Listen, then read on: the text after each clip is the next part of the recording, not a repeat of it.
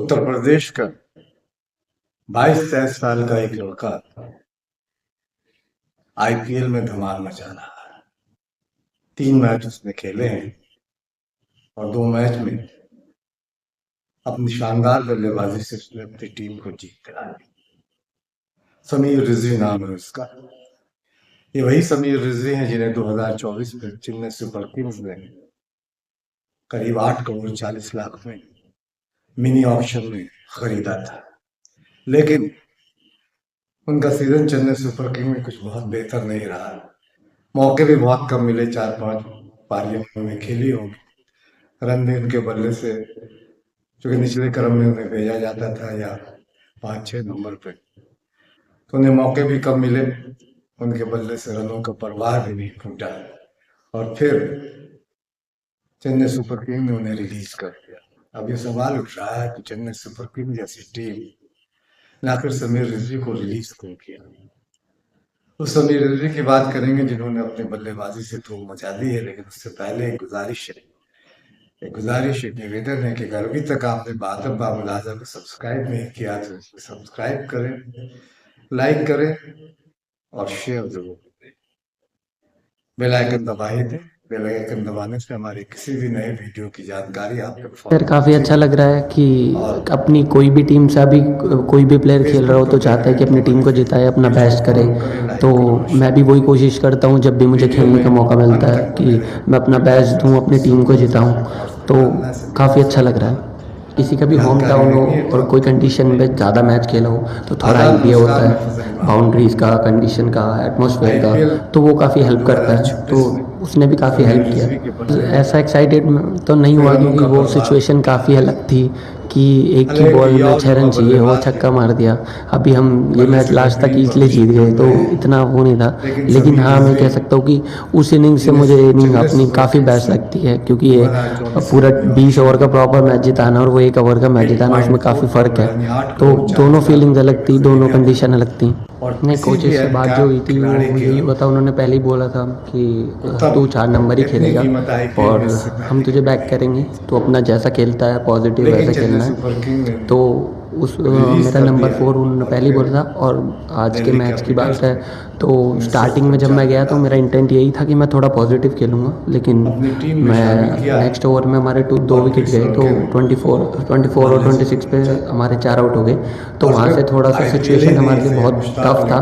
तो उस टफ दौर मैंने बात करी कि हमारे पास अभी बहुत ओवर्स हैं और ज़्यादा रन नहीं चाहिए, तो हम थोड़ा टाइम देते हैं, विकेट को रीड करते हैं क्योंकि अभी वो उनका अपर हैंड है और अच्छी स्विंग हो रही थी, बॉल स्विंग हो रही थी। तो हमने टाइम लिया दोनों ने और यही बात करी थी कि फिर जब हम एक बार सेट हो जाएंगे तो लूज बॉल नहीं छोड़ेंगे और अपने शॉट्स खेलेंगे। तो बस सिंपल यही प्लान था। नहीं, विकेट काफ़ी स्टिकी था तो बॉल स्विंग कर रहा था और काफ़ी सीम भी हो रहा था बॉल, तो बैट्समैन के लिए थोड़ा टफ था फास्ट बॉलर खेलना। और बस यही है कि अगर आप थोड़ा टाइम नहीं लोगे तो भी कंडीशन काफ़ी वैसी थी कि टाइम लेना पड़ रहा था, ऐसा विकेट था। तो वही बस कोशिश कर रहे थे कि थोड़ा टाइम लें। हाँ जी सर, मैं यही कोशिश करूँगा कि जैसा अभी तक मैं आईपीएल में कंसिस्टेंट नहीं रहा और इतनी इनिंग मैंने नहीं खेली अभी आईपीएल में, तो अभी जैसे ये साल स्टार्ट हुआ है, पहली इनिंग आई है, तो मैं कोशिश करूँगा इसको बोल के अगले मैचेस पे ध्यान दूँ और कंसिस्टेंट परफॉर्मेंस करूँ। नहीं सर, कभी भी वो ये सब प्लान नहीं करते कि तू क्या नाम है अपनी चीज़ों पर ध्यान दे कि तू अपने अंदर क्या बेटर कर सकता है, क्या चेंजेस ला सकता है। तो अगर वैसे प्रैक्टिस कराते थे, हमारे काफ़ी ऑफ सीज़न कैंप लगे हैं, तो उन कैंप्स में सिर्फ यही बात होती थी कि मैं कैसे इम्प्रूव कर सकता हूँ अपने अंदर। इतना वो मैचेस का लोड नहीं देते थे कि तुझे परफॉर्मेंस करनी है, फिर तुझे ये करना ही करना है। बस वो कहते थे कि हम कैंप लगा, अपनी बैटिंग पे ध्यान दे, ये शॉट खेल सकता है, ये तेरे लिए बेटर है, तो जो तेरे लिए बेटर है तू वैसी प्रैक्टिस कर, अपने अंदर इम्प्रूव ला। बस वो ये सब बातें करते थे।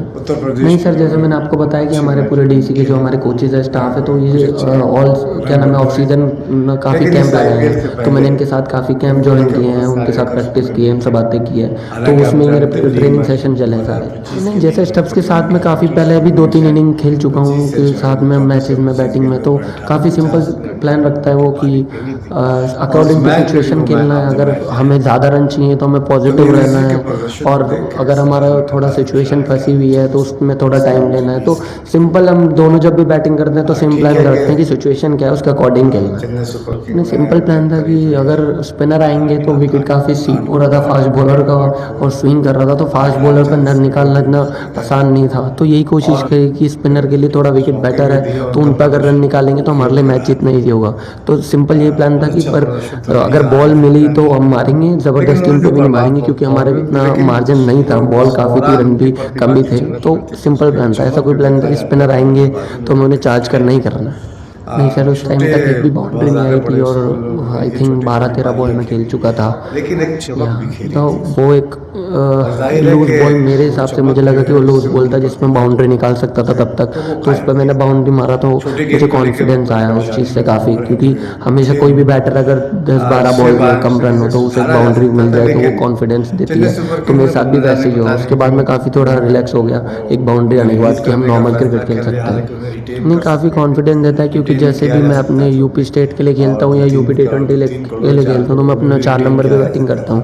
तो उस लेकिन डाउन उन्होंने पे ऐसा अगर मुझे नहीं किया और आईपीएल दिल्ली जैसी जगह कैपिटल्स खेलने को का मौका 95 मिलता है लाख तो ये के मेरे लिए बहुत अच्छी अपॉर्चुनिटी मेगा है। ऑप्शन में और ऊपर से वो फ्रीडम भी टीम दे में रहे हैं कि शामिल जैसा कर तुझे लिया। खेलना है वैसा तू खेल सकता और है। तो मेरे लिए वो फिर जिस काफ़ी तरह से कॉन्फिडेंस उन्होंने देती है खास वो के चीज़, कि इतना फ्रीडम मिल रहा है, अपनी जगह पे बैटिंग करने को मिल रहा है, ऊपर से बोल रहे कि जैसा खेलना है खेल सकता है। तो वो मेरे लिए काफ़ी अच्छी कोच अपॉर्चुनिटी है। हैं तो मैं बस वैसे ही कि अपना 17 रन की पारी जो सेटअप करता खेली, हूँ तो मैच के लिए, अंतिम गेम के मैच लिए, में भी या माइंडसेट बनाता हूँ कि उन्होंने मुझे उन अपॉर्चुनिटी को अर्शदीप ग्रैब करना जमाया है। था, उससे उनकी प्रतिभा से बहुतों को प्रभावित किया है।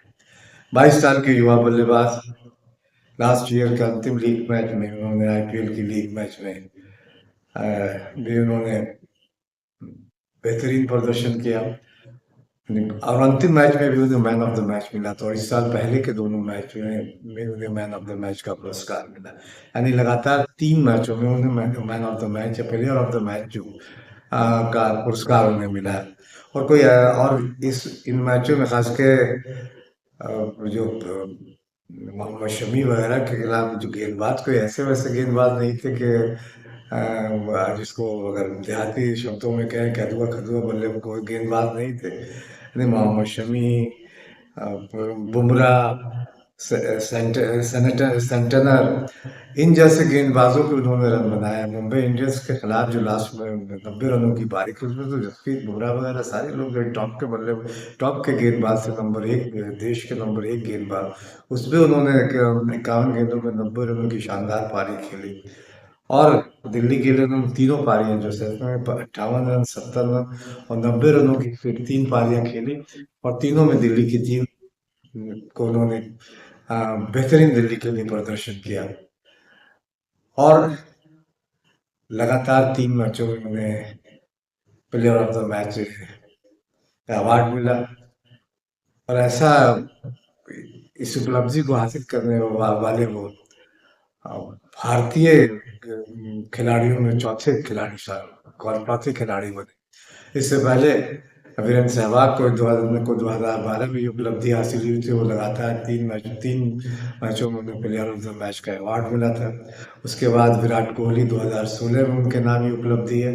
उसके बाद ऋतुराज गायकवाड़ जिन्होंने 2020 में लगातार 3 मैचों में वो प्लेयर ऑफ द मैच घोषित किए गए, तो और अब समीर रिजवी 2026 में ये उपलब्धि उनके नाम है। समीर रिजवी के साथ एक चीज़ और जो है कि वो उनका घराना जो है बहुत, हालांकि बहुत बड़े घराने से नहीं, लेकिन एक मजहबी घराने से उनका ताल्लुक है।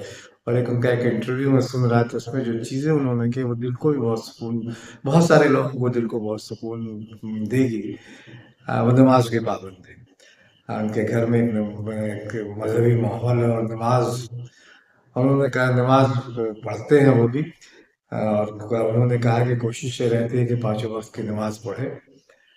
और जो चीज़ उन्होंने बहुत अच्छी बात जो कही कि नमाज दिल को बहुत सुकून देती है, ये एक अपने आप में एक अ, बड़ी बात है उन्होंने जो कहा कि नमाज दिल को सुकून देती है। जाहिर है कि अल्लाह की बंदगी करने के बाद, अल्लाह की खुशनुदी हासिल करने के बाद उनके बल्लों से रनों का प्रभाव फूट रहा है, क्योंकि ऊपर वाला भी उससे उसे ही देता है जो उससे मांगता है।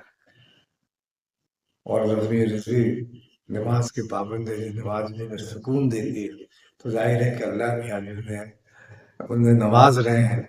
हाँ, ये अलग बात है कि आखिरी अपने तीसरे मैच में वो बिना खाता खोले गुजरात टाइटंस के खिलाफ बिना खाता खोले पवेलियन लौट गए, लेकिन उससे उनकी प्रतिभा को आंका नहीं जा सकता। वो लगा उनके बल्ले में चमक है, उनके प्रतिभा में चमक है, उनके बल्ले से रनों का प्रभाव फूटता, और आने वाले दिनों में उनसे और भी बेहतर प्रदर्शन की उम्मीद हम करते हैं। और उम्मीद है कि वो इस आईपीएल में हाल जो दो तीन नए खिलाड़ी हैं उनमें उनके जो दो तीन बल्लेबाज हैं उनमें उनके उसमें शामिल है वो कि ऊपर के दो तीन बल्लेबाज जो उसमें जमीर रिजवी भी का नाम भी शामिल हो गया है।